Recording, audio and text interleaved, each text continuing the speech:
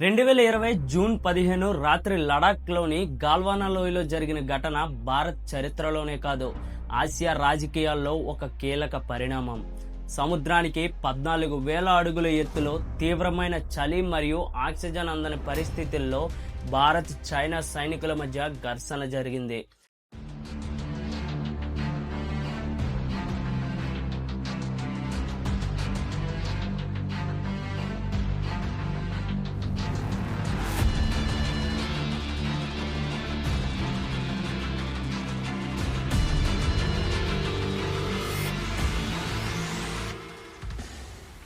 ఇందులో భారత్ 20 మంది జవాన్లను కోల్పోగా చైనా మాత్రం తమ వైపు 4 మాత్రమే చనిపోయారని తెలిపింది.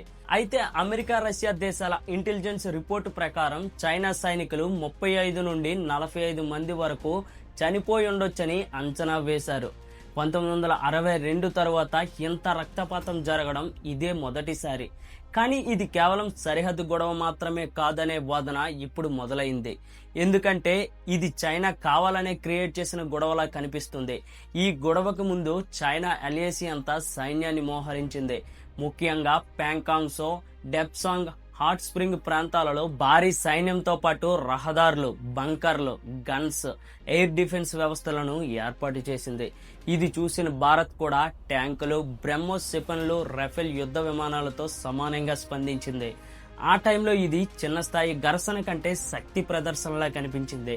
బట్ గాల్వానా ఘటన జరిగిన వారం రోజుల్లోనే 2020 జూన్ 22న అమెరికా అధికారులు చైనా షిన్జియాంగ్ ప్రాంతంలో లోప్నూర్లో అణుపరీక్షా కేంద్రంలో అనుమానాస్పద కార్యకలాపాలు జరిగాయని అనుమానం వ్యక్తం చేశారు. దీంతో ప్రపంచ దృష్టంతా లదాఖ్ పైన ఉన్న టైంలో సీక్రెట్ గా అణుపరీక్ష జరిగిందా అనే అనుమానం మొదలైంది. ఎందుకంటే లోప్నూర్ చైనా అణుచరిత్రలోనే చాలా ముఖ్యమైన ప్రదేశం. 1964లో తొలి అణుపరీక్ష నుంచి 1996 వరకు అక్కడే అనేక పరీక్షలు జరిగాయి. దొంగ చైనా అణుపరీక్షలు చేయనని ప్రకటించినప్పటికీ ఇప్పుడు ఆ మాట మీద నిలబడలేదు. అటు అమెరికా కూడా అలాగే తయారైంది. అందుకే చైనా సీక్రెట్ గా అణుపరీక్షలు చేసిందని కొందరు నిపుణులు భావిస్తున్నారు. సాధారణంగా నార్మల్ టెస్టుల్లో న్యూక్లియర్ బాంబ్ ని స్ట్రైట్ గా భూమిలో పెట్టేస్తారు. ఇది పేలినప్పుడు చుట్టూ ఉన్న రాళ్లు అండ్ ఎర్త్ లేయర్స్ ఒక్కసారిగా దాని ఫోర్స్ కి వైబ్రేట్ అవుతాయి. కానీ ఇప్పుడు డీకంప్లీట్ మెథడ్ అనే ఒక కొత్త మెథడ్ ఉంది. ఈ మెథడ్ లో స్పేర్ షేప్ లో భూమిని తవ్వి లోపల పెద్ద హోల్ క్రియేట్ చేస్తారు, అందులో పేలుస్తారు. దాంతో బాంబు పేలిన భూకంపం క్రియేట్ కాదు అండ్ ఆకాశంలో పెద్దగా ఫైర్ బాల్ కూడా క్రియేట్ అవ్వదు.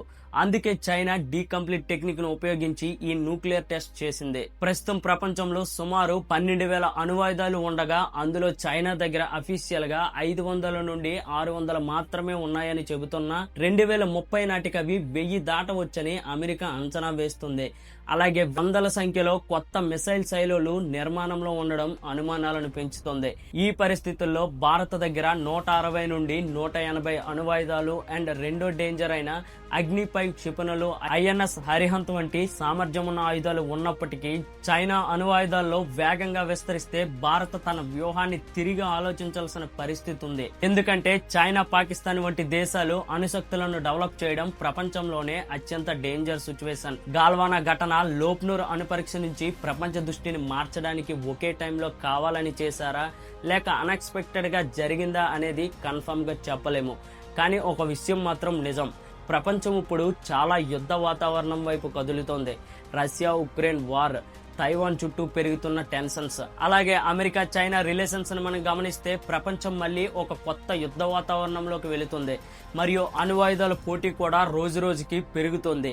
ఇలాంటి పరిస్థితుల్లో గాల్వానా ఇష్యూని, లోప్నూర్ అణుపరీక్షని వేరువేరుగా చూడలేం. అండ్ చైనా లాంటి దేశం దగ్గర అణువాయుధాలు పెరగడం భారత్ కి చాలా డేంజర్. అందుకే ఇండియా దేశ రక్షణ సామర్థ్యాన్ని మరింత బలపరచాలి, సాంకేతిక అభివృద్ధిని వేగంగా ముందుకు తీసుకెళ్లాలి, అంతర్జాతీయ స్థాయిలో డిప్లొమసీ మరింత పెంచాలి. అలాగే ప్రెజెంట్ ప్రపంచ అణుశక్తులపై ఒకదానిపై ఒకటి నిశ్శబ్ద పోటీ పెరుగుతుంది. ఈ పోటీ భవిష్యత్తులో ఏ దిశగా మలుపు తిరుగుతుందో చెప్పలేము. కానీ ఈ అణు పోటీ అనేది ప్రపంచానికి, మానవ జీవితానికి చాలా డేంజర్. ఇది ఈ రోజు జియో పొలిటికల్ వీడియో. ఇలాంటి ఇన్ఫర్మేటివ్ వీడియోస్ కోసం మన ఛానల్ ని సబ్స్క్రైబ్ చేసుకోండి. అండ్ వీడియో నచ్చితే ఒక చిన్న లైక్ చేయండి.